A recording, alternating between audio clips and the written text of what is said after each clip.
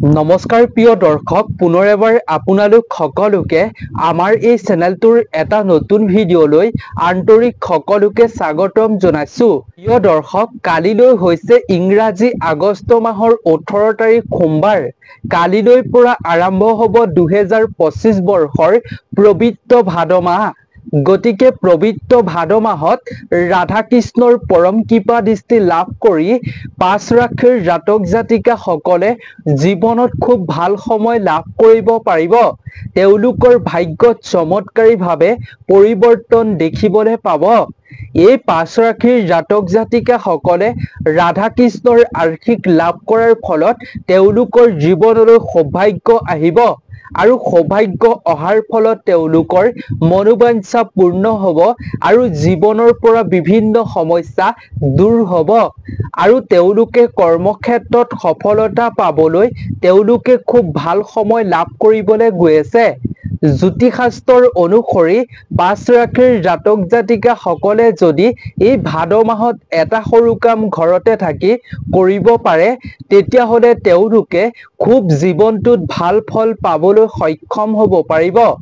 কেৱল এই পাঁচ ৰাশিৰ জাতক জাতিকা সকলেই নহয়, প্ৰতিটো ৰাশিৰ জাতক জাতিকা সকলেই যদি পবিত্ৰ ভাদ মাহত এই সৰু কামটো কৰে, তেতিয়াহ'লে তেওঁলোকেও বিচৰাখিনি পাবলৈ ৰাধা কৃষ্ণৰ কৃপাত সক্ষম হ'ব পাৰিব। সেইবাবে আপুনি আজিৰ এই ভিডিঅ'টো সম্পূৰ্ণকৈ চাওক।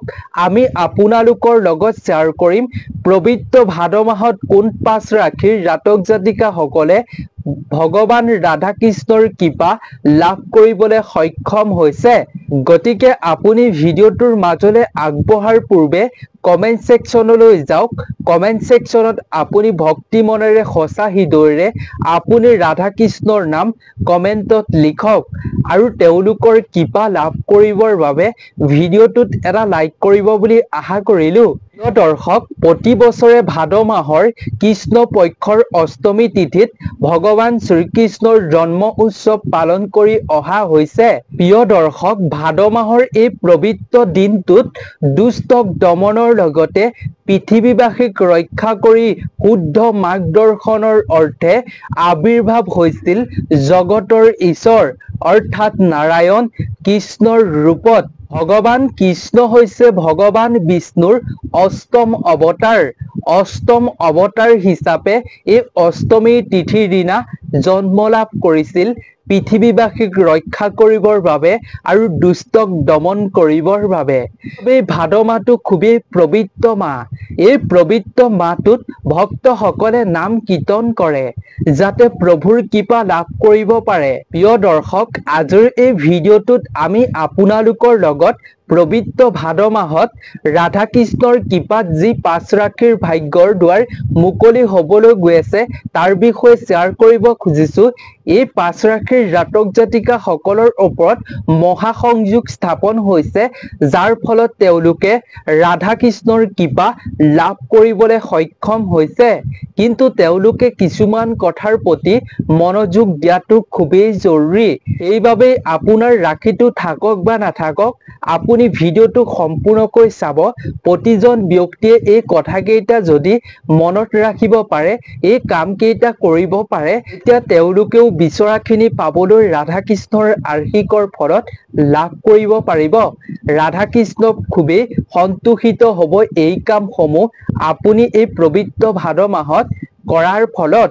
তেন্তে প্ৰিয় দৰ্শক, আহক আমি প্ৰথমেই জানি লওঁ কোন পাঁচ ৰাশিৰ জাতক জাতিকা সকলে ৰাধা কৃষ্ণৰ কৃপা লাভ কৰি তেওঁলোকৰ ভাগ্যত পৰিৱৰ্তন দেখিবলৈ পাব। তাৰ আগতে আপোনালোকক এটা সৰু অনুৰোধ, যদি আপুনি প্ৰথমবাৰৰ বাবে আমাৰ এই চেনেলটোৰ ভিডিঅ' চাই আছে, তেন্তে প্ৰিয় দৰ্শক, জীৱনত সুস্থ সবল তথা এটা নজনা কথা জানিবৰ বাবে এই চেনেলটো আপুনি ছাবস্ক্ৰাইব অৱশ্যেই কৰি ৰাখিব, যাতে আপুনি প্ৰতিদিনে এটা নজনা কথা শিকিব পাৰে। তেন্তে আহক আমি ভিডিঅ'টোৰ মূল বিষয়বস্তুৰ মাজলৈ আগবাঢ়ো। প্ৰিয় দৰ্শক, এক নম্বৰ ৰাশিটো হৈছে মেষ ৰাশি। যিসকল জাতক জাতিকাৰ নামৰ প্ৰথমৰ আখৰটো অ, আ আৰু লৰে আৰম্ভ হয়, জ্যোতি গণনা অনুসৰি তেওঁলোকৰ ৰাশিটো মেষ ৰাশি হয়। মেঘ ৰাশিৰ জাতক জাতিকা সকলৰ ওপৰতো মহাসংযোগ স্থাপন হৈছে এই পবিত্ৰ ভাদ মাহত, যাৰ ফলত তেওঁলোকে ৰাধা কৃষ্ণৰ পৰম কৃপা দৃষ্টি লাভ কৰি তেওঁলোকৰ ভাগ্যত খুব ভাল পৰিৱৰ্তন দেখিবলৈ পাব। ভগৱান ৰাধা কৃষ্ণৰ কৃপা পোৱাৰ ফলত তেওঁলোকে যিকোনো আশা কৰি থকা সকলো আশা পূৰ্ণ কৰিব পাৰিব। লগতে তেওঁলোকে আগৰ তুলনাতকৈ ব্যৱসায়িক ক্ষেত্ৰতো তেওঁলোকে ভাল ফল পাবলৈ সক্ষম হ'ব পাৰিব। লগতে প্ৰিয় দৰ্শক, মেঘ ৰাশিৰ জাতক জাতিকা সকলৰ জীৱনলৈ সৌভাগ্য আহিবলৈ গৈ আছে। তেওঁলোকৰ মনত সাহস বৃদ্ধি হ'ব এই মাহটোৰ পৰা। পৰিয়ালৰ সৈতে তেওঁলোকে ভালদৰে সময় পাৰ কৰিবলৈ সক্ষম হ'ব এই মাহটোৰ পৰা। আৰ্থিক ক্ষেত্ৰতো তেওঁলোকে ভাল সময় লাভ কৰিব, যাৰ ফলত তেওঁলোকে আৰ্থিক সমস্যাৰ সন্মুখীন হ'বলগীয়া নহয়। আৰু যদি জীৱনত আৰ্থিক সমস্যাৰ সন্মুখীন হৈ আছে, তেন্তে সেই আৰ্থিক সমস্যাৰ পৰাও তেওঁলোকে মুক্ত হ'ব পাৰিব।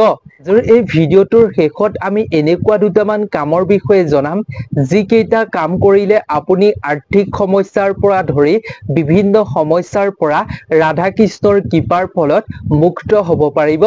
লগতে প্ৰিয় দৰ্শক, পবিত্ৰ ভাদ মাহটোৰ পৰাই এই মেঘ ৰাশিৰ জাতক জাতিকা সকলক শত্ৰুৱে একো ক্ষতি কৰিব নোৱাৰে। আপোনাৰ যি শত্ৰু আছে সেই শত্ৰুৱে আপোনাৰ ওচৰলৈ আহি আপোনাক নিজেই মতাৰো সম্ভাৱনা আছে। আপুনি নিজেই জীৱনত সুখী অনুভৱ কৰিব পাৰিব এই মাহটোৰ পৰা। পাৰিবাৰিক জীৱনতো আপোনাৰ সুখ সমৃদ্ধি বৃদ্ধি পাব বুলি কোৱা হৈছে। লগতে আপুনি স্বাস্থ্যৰ প্ৰতি অলপ যত্ন লোৱাটো খুবেই জৰুৰী পবিত্ৰ ভাদ মাহত।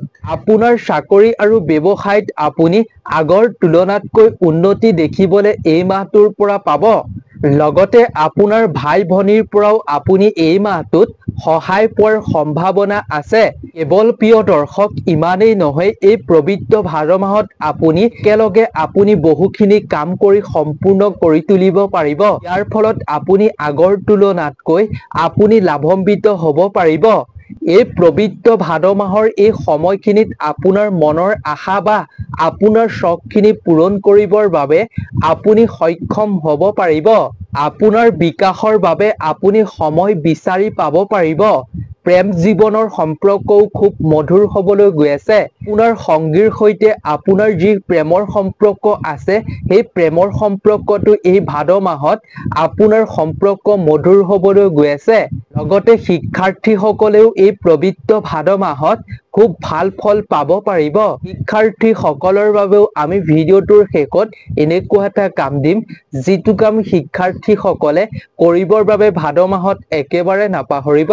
প্ৰিয় দৰ্শক, এইবাৰ আমি জানো আহক ২ নম্বৰ ৰাশিটোৰ বিষয়ে। ২ নম্বৰ ৰাশিটো হৈছে প্ৰিয় দৰ্শক মিথুন ৰাশি।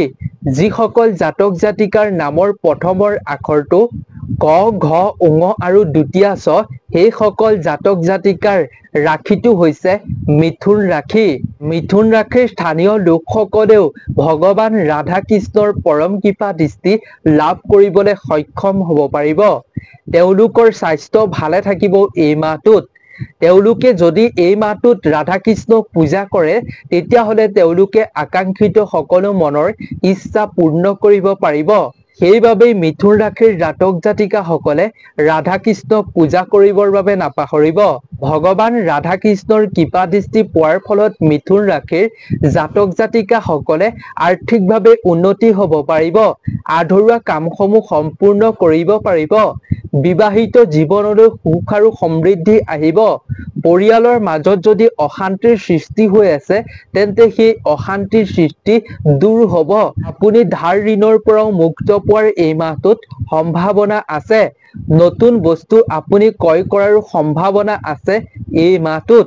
কেৱল প্ৰিয় দৰ্শক ইমানেই নহয়, মিথুন ৰাশিৰ জাতক জাতিকা সকলৰ যদি ক'ৰবাত আবদ্ধ হৈ ধন টকা পইচা আছে, তেন্তে সেই টকা পইচাখিনিও তেওঁলোকৰ হাতলৈ অহাৰ সম্ভাৱনা আছে বুলি জ্যোতিষ শাস্ত্ৰত কোৱা হৈছে। পবিত্ৰ ভাদ মাহৰ এই সময়খিনিত আপুনি পৰিয়ালৰ প্ৰতিজন সদস্যৰ পৰা সহায় আৰু সমৰ্থ লাভ কৰিবলৈ সক্ষম হ'ব পাৰিব, যাৰ ফলত আপুনি কৰা ব্যৱসায় চাকৰিত আপুনি আগতকৈ আৰু উন্নত কৰি তুলিব পাৰিব।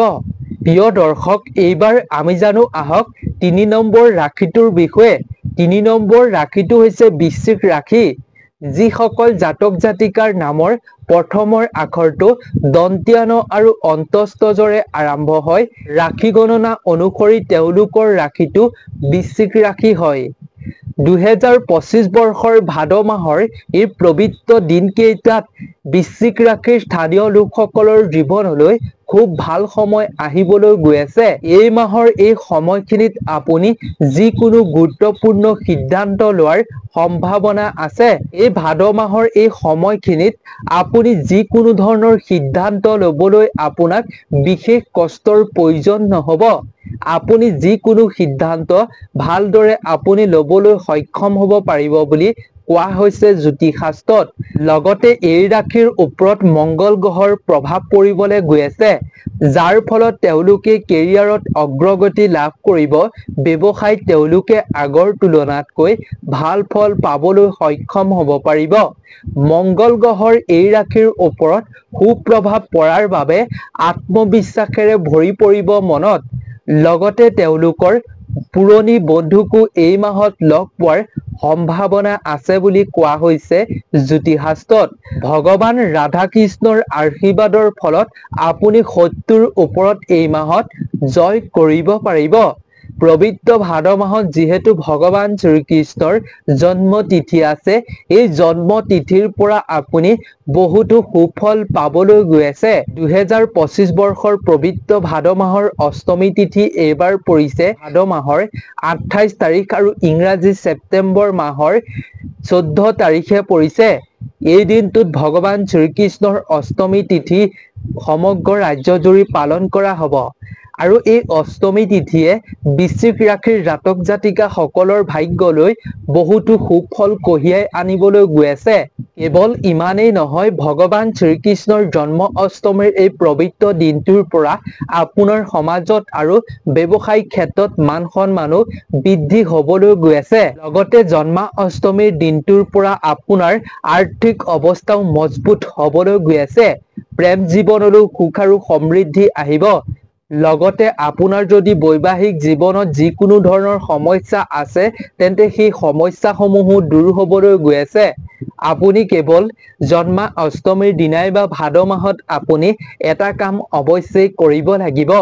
আমি ভিডিঅ'টোৰ শেষত এই ৫টা ৰাশিৰ বিষয়ে কোৱাৰ পাছত আপোনালোকৰ লগত শ্বেয়াৰ কৰিম। আপুনি ভিডিঅ'টো শেষলৈকে চাই থাকিব। প্ৰিয় দৰ্শক, পবিত্ৰ ভাদ মাহত ভগৱান ৰাধা কৃষ্ণৰ কৃপা লাভ কৰা ৪ নম্বৰ ৰাশিটোৰ বিষয়ে এইবাৰ জানো আহক। তাৰ পূৰ্বে আপোনালোকক এটা সৰু অনুৰোধ, যদি ইমানলৈকে আপুনি ভিডিঅ'টোত এটা লাইক কৰা নাই, তেন্তে প্ৰিয় দৰ্শক অনুগ্ৰহ কৰিছোঁ ভিডিঅ'টোত এটা লাইক কৰি আমাৰ ভিডিঅ' বনোৱাত মনোবল বঢ়াব বুলি আপোনালোকৰ ওপৰত আশা কৰিলোঁ। তেন্তে আহক আমি এইবাৰ ভগৱান ৰাধা কৃষ্ণৰ কৃপা পোৱা ৪ নম্বৰ ৰাশিটোৰ বিষয়ে জানি লওঁ। ৪ নম্বৰ ৰাশিটো হৈছে প্ৰিয় দৰ্শক কৰ্কট ৰাশি। যিসকল জাতক জাতিকাৰ নামৰ প্ৰথমৰ আখৰটো মূৰ্ধন্য ড আৰু হৰে আৰম্ভ হয়, ৰাশি গণনা অনুসৰি তেওঁলোকৰ ৰাশিটো হৈছে কৰ্কট ৰাশি। প্ৰিয় দৰ্শক, জ্যোতি গণনা অনুসৰি ২০২৫ বৰ্ষৰ এই পবিত্ৰ ভাদ মাহত কৰ্কট ৰাশিৰ জাতক জাতিকাসকলেও খুব ভাল সময় লাভ কৰিব। তেওঁলোকৰ এই মাহটো খুবেই শুভ হ'বলৈ গৈ আছে। এই মাহটোৰ পৰা তেওঁলোকে পৰিৱৰ্তন নিজেই দেখিবলৈ পাব। তেওঁলোকৰ কাৰণ ভাগ্য নিজৰ পক্ষত থাকিব। লগতে ৰাধা কৃষ্ণৰ পৰম কৃপা দৃষ্টি এই ৰাশিৰ ওপৰত থাকিব, যাৰ ফলত এই মাহটোত ব্যৱসায়ীসকলে তেওঁলোকৰ ব্যৱসায় পূৰ্বতকৈ উন্নত দেখিবলৈ পাব। লগতে আৰ্থিক লাভ হোৱাৰো সম্ভাৱনা আছে। কেৱল ইমানেই নহয়, কৰ্মচাৰীসকলেও তেওঁলোকৰ বছৰ পৰা সহায় লাভ কৰাৰো সম্ভাৱনা আছে। লগতে পবিত্ৰ ভাদ মাহৰ ভগৱান শ্ৰীকৃষ্ণৰ জন্মাষ্টমীৰ দিনটোৰ পৰা কৰ্কট ৰাশিৰ জাতক জাতিকাসকলৰ বেয়া সময় শেষ হ'বলৈ গৈ আছে। যদি তেওঁলোকৰ বেয়া সময় চলি আছে, তেন্তে সেই বেয়া সময় এই অষ্টমী তিথিৰ দিনটোৰ পৰা শেষ হ'বলৈ গৈ আছে। আৰু এই ৰাশিৰ যিসকল জাতক জাতিকাই চাকৰিৰ বাবে প্ৰস্তুতি চলাই আছে, তেওঁলোকে খুব ভাল সময় লাভ কৰিব। এই মাহত চাকৰি পোৱাৰ তেওঁলোকৰ সম্ভাৱনাও থাকিব। জ্যোতিষশাস্ত্ৰৰ অনুসৰি এই মাহত এই ৰাশিৰ জাতক জাতিকাসকলৰ পদোন্নতি আৰু উন্নতি হোৱাৰো সম্ভাৱনা আছে। লগতে আপুনি খৰচৰ ক্ষেত্ৰত অলপ নিয়ন্ত্ৰণ ৰাখিব লাগিব। খৰখেদাকৈ যদি আপুনি যিকোনো সিদ্ধান্তই বা টকা পইচাৰ খৰচ কৰে তেন্তে আৰ্থিক সমস্যাত আপুনি ভোগাৰ সম্ভাৱনা আছে। সেইবাবে টকা পইচাৰ ক্ষেত্ৰত অলপ সাৱধান হোৱাটো খুবেই জৰুৰী। অষ্টমী দিনটোৰ পৰা আপোনাৰ ঘৰখনলৈ সুখ আৰু সমৃদ্ধি আহিবলৈ গৈ আছে। লগতে আপুনি জন্ম অষ্টমীৰ দিনটোৰ পৰা আপুনি ভাল খবৰ শুনাৰো সম্ভাৱনা আছে। আপোনাৰ সন্তানে আপোনাৰ বাবে সুখৰ খবৰ কঢ়িয়াই অনাৰো সম্ভাৱনা আছে। প্ৰিয় দৰ্শক, এইবাৰ আমি জানো আহক 5 নম্বৰ ৰাশিটোৰ বিষয়ে। ভগৱান শ্ৰীকৃষ্ণৰ জন্মৰ এই পবিত্ৰ ভাদ মাহত ৰাধা কৃষ্ণৰ পৰম কৃপা দৃষ্টি লাভ কৰা 5 নম্বৰ ৰাশিটো হৈছে কুম্ভ ৰাশি। যিসকল জাতক জাতিকাৰ নামৰ প্ৰথমৰ আখৰটো তালবীয়া শ, মনীয়া শ আৰু দন্তীয়া শ আৰু গড়ে আৰম্ভ হয় সেইসকল জাতক জাতিকাৰ ৰাশিটো হৈছে কুম্ভ ৰাশি। ভগৱান শ্ৰীকৃষ্ণৰ জন্ম তিথিৰ দিনটোৰ পৰা ৰাধা কৃষ্ণৰ পৰম কৃপা দৃষ্টি লাভ কৰিবলৈ গৈ আছে কুম্ভ ৰাশিৰ জাতক জাতিকাসকলে, যাৰ ফলত তেওঁলোকে সকলো কামতে সফলতা পাবলৈ আৰম্ভ কৰিব এই দিনটোৰ পৰা। সম্পত্তি আৰু বাহনৰ ক্ষেত্ৰৰ বিষয়সমূহত আপোনাৰ আগ্ৰহ বঢ়াৰ সম্ভাৱনা আছে, যাৰ ফলত আপুনি নতুন অৰ্থনৈতিক পৰিকল্পনাত সফল হ'ব পাৰিব। সফলতা আহিব আপোনাৰ প্ৰেম জীৱনলৈ পবিত্ৰ ভাদ মাহৰ প্ৰথমৰ পৰা শেষলৈকে। আৰু পৰিয়ালৰ সৈতে আপুনি এই মাহটোত খুব ভালদৰে সময় পাৰ কৰিবলৈ সক্ষম হ'ব পাৰিব। কুম্ভ ৰাশিৰ স্থানীয় লোকসকলৰ ওপৰত মংগল গ্ৰহৰ সুপ্ৰভাৱ পৰিবলৈ গৈ আছে। এনে পৰিস্থিতিত কুম্ভ ৰাশিৰ স্থানীয় লোকসকলে তেওঁলোকৰ জীৱনত খুব ভাল ফল পাবলৈ সক্ষম হ'ব পাৰিব। আৰু শিক্ষাৰ্থীসকলেও উচ্চ শিক্ষা লাভ কৰাৰ ক্ষেত্ৰত সফল হ'ব পাৰিব। লগতে আপুনি প্ৰেম আৰু বিবাহৰ কথা যদি ভাবিছে মনত, তেন্তে আপুনি পৰিয়ালৰ সহায় পোৱাৰো সম্ভাৱনা এই মাহত দেখিবলৈ পাব। আপোনাৰ সংগীৰ সৈতে যি প্ৰেমৰ সম্পৰ্ক আছে সেই প্ৰেমৰ সম্পৰ্কক আপোনাৰ পৰিয়ালৰ সদস্যসকলে মানি লোৱাৰো সম্ভাৱনা আছে এই পবিত্ৰ ভাদ মাহত। লগতে এই পবিত্ৰ ভাদ মাহত আপোনাৰ সন্তানে আপোনাৰ লগত অধিক সময় কটোৱাৰো সম্ভাৱনা আছে। এই সময়খিনিত আপোনাৰ পৰিয়ালৰ সৈতে খুব মধুৰ সম্পৰ্ক গঢ় লৈ উঠাৰ সম্ভাৱনা আছে বুলি জ্যোতিষশাস্ত্ৰত কোৱা হৈছে। ৰাধা দেৱী আৰু ভগৱান শ্ৰীকৃষ্ণৰ আশীষ থাকিব ভাদ মাহৰ প্ৰথমৰ পৰা শেষলৈকে, যাৰ ফলত তেওঁলোকৰ জীৱনৰ বিভিন্ন সমস্যা দূৰ হ'ব আৰু এই ৰাশিৰ জাতক জাতিকাসকলৰ জীৱনলৈ অহা বিপদসমূহ ভগৱান শ্ৰীকৃষ্ণই দূৰৰ পৰাই দূৰ কৰি দিব। গতিকে প্ৰিয় দৰ্শক, এই 5 ৰাশিয়ে আছিল যি 5 ৰাশিয়ে পবিত্ৰ ভাদ মাহত ৰাধা দেৱী আৰু ভগৱান শ্ৰীকৃষ্ণৰ কৃপা দৃষ্টি লাভ কৰিবলৈ গৈ আছে। আপোনাৰ বাৰু এই 5 ৰাশিৰ ভিতৰত ৰাশিটো আছেনে? যদি আছে তেন্তে আপুনি তলৰ কমেণ্টত নিশ্চয় কমেণ্ট কৰিব। আৰু যদি আপোনাৰ ৰাশিটো এই 5 ৰাশিৰ ভিতৰত নাই আৰু যদি আছে, থাকক বা নাথাকক, আপুনি এই কাম কেইটা অৱশ্যেই কৰিব পবিত্ৰ ভাদ মাহত। জন্মা অষ্টমীৰ দিনা হ'লেও আপুনি এইকেইটা কাম কৰিব। মুঠৰ ওপৰত ভাদ মাহৰ যিকোনো এটা দিনত হ'লেও আপুনি এনে কাম কৰিবলৈ চেষ্টা কৰিব। তেন্তে প্ৰিয় দৰ্শক, আহক আমি সুন্দৰভাৱে তাৰ বিষয়ে এইবাৰ জানি লওঁ। প্ৰিয় দৰ্শক, পবিত্ৰ ভাদ মাহ হৈছে অত্যন্ত শুভ মাহ। এই শুভ মাহটোৰ যিকোনো এটা দিনত আপুনি নাদু গোপাল বা ৰাধা কৃষ্ণৰ সন্মুখত আপুনি হালধীয়া ফুল আগবঢ়াবলৈ নাপাহৰিব। ইয়াৰ সৈতে আপুনি 108 বাৰ গজেন্দ্ৰ মুখ আবৃত্তি কৰিবলৈ একেবাৰে নাপাহৰিব। ইয়াৰ দ্বাৰা আপোনাৰ ঘৰৰ সকলো দুখ দৰিদ্ৰতা দূৰ হৈ পৰিব। লগতে যদি আপুনি যিকোনো ক্ষেত্ৰত বাধাৰ সন্মুখীন হৈছে, আৰ্থিক সমস্যাৰ সন্মুখীন হৈছে, গ্ৰহৰ দোষ আপোনাৰ জীৱনত আছে, তেন্তে সেই সকলো দুখৰ পৰা মুক্ত হ'ব পাৰিব। এই সকলো দুখ নাশ হৈ পৰিব আপুনি এই কাম কৰাৰ ফলত। আপোনাক বেছি সময় নালাগিব, আপুনি কম সময়তে এই কাম কৰিব পাৰিব। লগতে প্ৰিয় দৰ্শক আপুনি পবিত্ৰ ভাদ মাহত আপুনি যদি শিক্ষাৰ্থী হয় তেন্তে ময়ূৰ পাখি আনি আপোনাৰ কিতাপৰ মাজত ভৰাই ৰাখক, পঢ়াৰ টেবুলত ৰাখক। ইয়াৰ ফলত আপুনি ভগৱান শ্ৰীকৃষ্ণৰ পৰম কৃপা দৃষ্টি লাভ কৰিবলৈ সক্ষম হ'ব পাৰিব। কেৱল ইমানেই নহয়, জন্মা অষ্টমীৰ দিনা বা ভাদ মাহৰ যিকোনো এটা দিনত নাদু গোপালৰ সন্মুখত আপুনি গৰু পোৱালি আপুনি মূৰ্তি ৰাখি পূজা কৰিবলৈ একেবাৰে নাপাহৰিব। ইয়াৰ ফলত আপোনাৰ সকলো সমস্যা শেষ হৈ পৰিব এই দিনটোৰ পৰাই। লগতে প্ৰিয় দৰ্শক, আপোনাৰ ঘৰত নিশ্চয় পবিত্ৰ তুলসী উদ্ভিদ আছে। এই তুলসী উদ্ভিদত আপুনি ভাদ মাহৰ প্ৰতিদিনেই জল অৰ্পণ কৰিব আৰু আপুনি সন্ধিয়া ঘিউ চাকি বন্তি জ্বলাব। এনে কৰাৰ ফলত আপুনি ভগৱান শ্ৰীকৃষ্ণৰ কৃপা দৃষ্টি লাভ কৰিব পাৰিব। ভগৱান শ্ৰীকৃষ্ণৰ পূজাত আপুনি তুলসী পাত অৰ্পণ কৰিব পাৰে। এনে কৰিলে আপুনি সুখ ফল পাব আৰু তেওঁ প্ৰসন্ন হ'ব আৰু দুহাতেৰে আপোনাক কৃপা প্ৰদান কৰিব। গতিকে প্ৰিয় দৰ্শক, আপোনাৰ এই সৰু কামে আপোনাৰ ভাগ্যৰ দুৱাৰ মুকলি কৰি তুলিব। আপোনাৰ ভাগ্যত যি বাধা হৈ থিয় দি আছে, সেই সকলো সমস্যা যি বাধা সেইসমূহ দূৰ হৈ পৰিব আপোনাৰ এই সৰু কাৰ্য কৰাৰ ফলত। গতিকে আপুনি এইসমূহ কাম কৰিবৰ বাবে নাপাহৰিব। গতিকে আজিৰ ভিডিঅ'টো ইমানেই আছিল। আশা কৰোঁ ভিডিঅ'টো চাই নিশ্চয় ভাল পালে। যদি ভাল পালে তেন্তে আপোনাৰ বন্ধুবৰ্গ আত্মীয় স্বজনৰ লগতো যিমান পাৰে শ্বেয়াৰ কৰিব। গতিকে নতুন এটা ভিডিঅ'ৰ লগত আপোনালোক সকলোকে লগ পাম। আপোনালোক সকলো ভালে থাকক, সুস্থ থাকক, তাৰেই আমিও কামনা কৰিলোঁ। ধন্যবাদ।